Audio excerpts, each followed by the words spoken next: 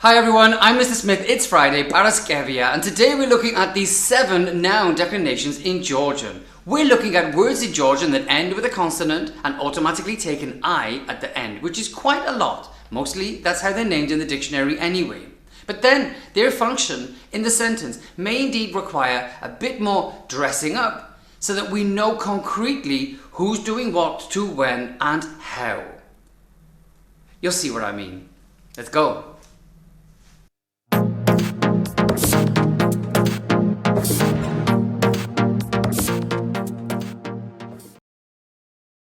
Let us begin with my Instagram post, and what can you see? Puli. Who can you see? Ni kopirosmani. How much is it worth? Erti lari. Now, what's interesting here is that this note, this nachdi puli, is not worth erti lari anymore. It is a discontinued note. Now in English, we would say that it is not legal tender. That would immediately show that something has acted on that money and changed its status. And that's why I decided to choose money for today's workshop. We can conceive money a bit better than some of the standard examples that I found online. And indeed, talking about money was how I started to really concrete my conception of the cases in Georgian. Just a bit of information here. On the back of the note is a really cool image of a iremi looking at you, looking at its butt.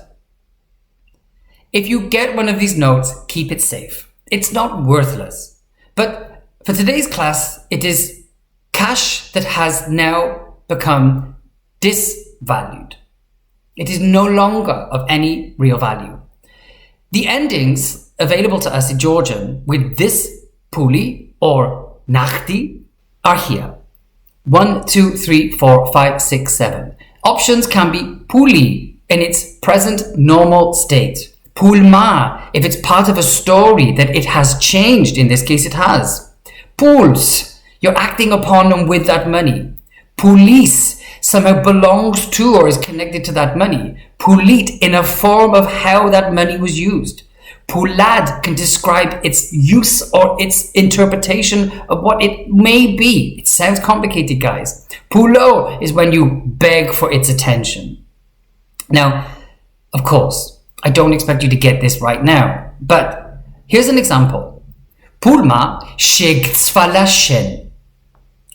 Shen shegtsfala. Look at the g. You changed. Pulma changed you. Money changed you. You are different than you were before because the money acted on you.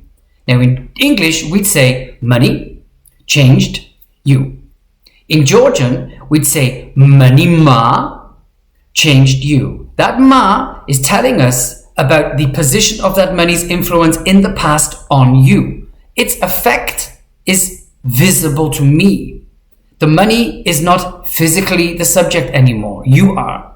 But I cannot exclude the impact of the money on you. Pulma sheketsfala shen. And so we can conceive this at the way an object can impact a person. And that's what I want us to do today. Because in English, we're very much likely to assume that the protagonist and the object seems to be a bit passive. But in Georgian, the verb, although it may not illustrate all the points, the noun starts to take endings to concrete its position in that sentence. And that's the objective of today. Let's continue with some examples using money. And yes, this is a very busy slide. So on the left, we've got the names of our 7 cases. Here above, we've also got the endings, and those endings are now here, right? With puli being the first one, money. Nachdi puli, hard cash. Maquti means dosh, mula, dough, just a sort of street version of the same thing. Now, the examples we've got here in the Ned cases. Okay, that's how I learned it, okay? Hi Ned, this is how I learned it. All I can say is if it works for you, great. But these are the ones that you've got to get right. Nominative is when pul, ending with a consonant, takes an E so that it's usable in a sentence. Money is never enough. This statement is centuries old. The money is never enough. Puli, arasdrosa. Never. Ares is never. Sakmarisi. Puli arasdrosa sakmarisi. It's never enough. And so here, what's happening is that we're speaking more or less in a present, sort of timeless way, right? Now, the ergative tense is not timeless. Something happened, money was involved, money changed you. So we have to show that. So the E is now ma. What we can see here, pulma, sheketzfala, shen, is the a also tells us that the verb is in the past. But the ma tells us that the object is in the past. The thing. And shen is of course you. You're represented here in the g as well. So this is a complete ergative narrative. Pulma sheketzfala shen. The effect of the money is now demonstrated with ma. If I were to use puli, it wouldn't work. Now, in the dative case, we learned this when we talked about eating. Shen, cham, khachapurs. Not shen, cham, khachapuri. I want to show that you're enacting on that food. When are you going to give me back the money? Right? Rodis dami brunde pools. The money that I talk about is of an actual reference. Money is never enough, is ethereal. When are you giving me back my money? Pools. Chemi puli. Rodis dami brunde pools. When are you going to return the money? There is a relationship here between the subject, the object, me and you, the money, and the movement and action on that money, right? That isn't here in those past tenses and in the nominative. So the next category are the genitive and the instrumental case. Now these are quite easy in English, but of course what's interesting here is that it takes the E and another letter. Takes the E and another letter. So I've moved them to another category. So you've got Ned, and then you've got GI, okay? Genitive and instrumental. So, pulis kharjva zalian mikwars. Zalian mikwars, I love it a lot. Now, kharjva is spending. What are you spending? Money. Pulis kharjva. So, the noun and the spending gerund are now being pressed together. The noun operates a full definition of kharjva. And so it is not going to stand there passively. Pulis kharjva. The spending of money. Zalia mikhwaz. Okay? It's speaking again in that timeless way, almost as if it were here, but I'm defining a type of spending. And so, of course, it's now descriptive in a certain way of how I'm spending. And that action now is more complete. Puls kharjva, the spending of money. Zaliat mikhwars. It is the of which is important. In the genitive, it's almost like the car of my sister's car. Money's spending. We'll see more examples about it, but genitive just means possessive. It just means that it belongs to, it shows the belonging of, which is not in the nominative and ergative or dative cases. Instrumental just means how you're doing it, right? So, pulit sakhvaruls ver ichidi. You can't buy love with money. With money, through the action of the use of money. Pulit sakhvaruls very khidi. Okay? You can't buy love with money. And so here, it's not love money, is it? It's with money. You can't do something. And so the with is the it. Pulit. Pulad. This is quite interesting when you're doing something in Georgian lari. In this case, we're talking about puli. So, katulaz Evropashi pulad ver gamoich eneb. Gamoich eneb ver gamoich eneb. You can't use Kartul Lars, Georgian Lari, a symbol up here. In Europe, Evropashi, Pulad. So, the Georgian Lari cannot be used as money, as a form of legal tender, as money. And so this as money is the point of the adverbial tense. We will also see it in other cases when something's translated into a language, which is a little bit different. And when we take an adjective and we take, for example, kargi into kargad, then we also see the adverbial reappear. But in this case, let's not confuse it. The noun, pul, puli, pulad, right? Just remember that this is our pudze. Pul, pul, pul, pul, pul, pul, pul is the pudze, the root. And we're adding these endings. So, pulad. You can't pay in Georgian Lari or through Georgian Lari. Through the use of a Georgian Lari, you can't pay in Europe. Yeah, it's tough. It's actually kind of like one of the toughest ones. Pulo! Our money, you know, like you want to get the attention of that money. You're calling out to that money. It is an ode to money. And so the vocative tense is like, money, come here, money, please, pulo, modi chemtan, pulo. It has that, what they call vocative tense. And so, pulo, money, please. And so often with an exclamation and when with the O on the end. Let's step away from money. We have a new pudze, sakhli. That's our root. Sakhli, our nominative name, how you would find it listed in a dictionary. So, sakhli, the house or a house, right? In English, if you remove the and a, the sentence is also a little bit ugly. That is house where I lived. I'm going to buy house. It just doesn't work in English. So the nominative in English is already a complete concept. And I think that's another thing now that you can take a look at. The Ned ones can work as fully formed sentences on their own. Whereas the genitive and instrumental, they do require more context and more protagonists. And the adverbial and the vocative too are slightly different. It's the Ned ones which are complete ideas. So, sakhli, a house. Sakhlma, a past narrative that involved a house. Sakhlma. Dative, sakhls. A verb is enacting to the house. Something is going to happen to the house. The house is part of a verbal transaction between a doing on the house. Here the genitive just means it belongs to the house. The same way we add an S in English. That's kind of confusing, but the dative add an S. But in English we would say, for example, the houses, right? This is the door of the house.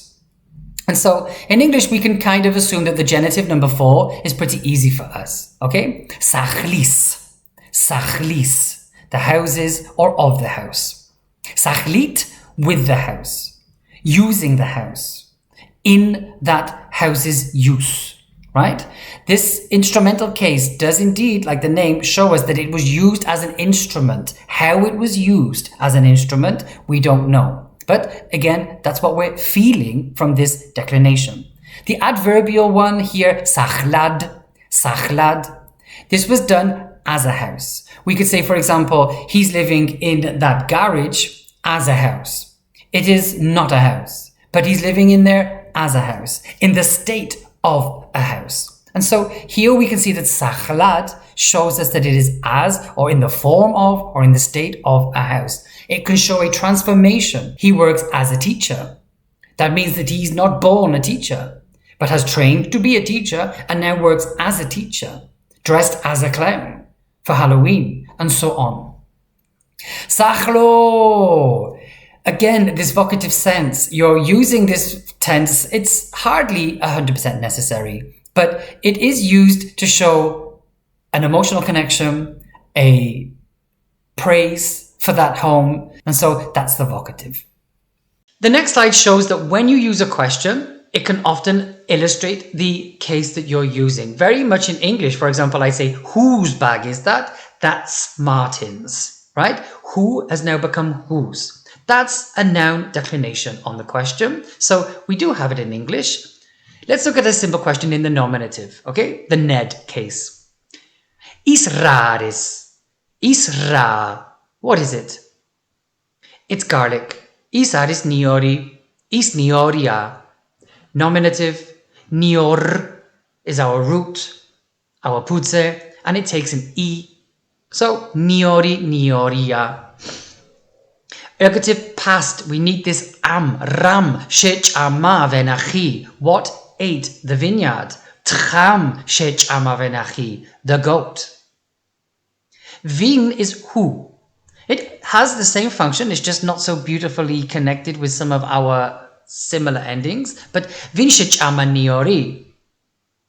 Katsi, katsma. Shech ama niori. The man ate the garlic. The garlic was eaten by the man. Past ergative narrative. This tra, not ending in a consonant, is part of the content of next week. There are less and it's easier to control. So we're going to put that in the following class, not the following slide. Rashchams, what are you eating? You are enacting the action of eating on something logically. Rashchams, niors. What are you eating? I'm eating garlic. Rashchamda, eating niors. The answer doesn't change. You have to tell me you are in the dative direct object relationship to that garlic. Okay? Genitive, of course, is possessive. So it's the car of my sister. We would say in English, it's my sister's car. Indeed, the question, whose, has an S. My sister's has an S. So it's there in English, it's there in Georgian. Visi chanta. Whose bag is it? Ned, remember Ned? Nedis, Nedisa. It's Ned's.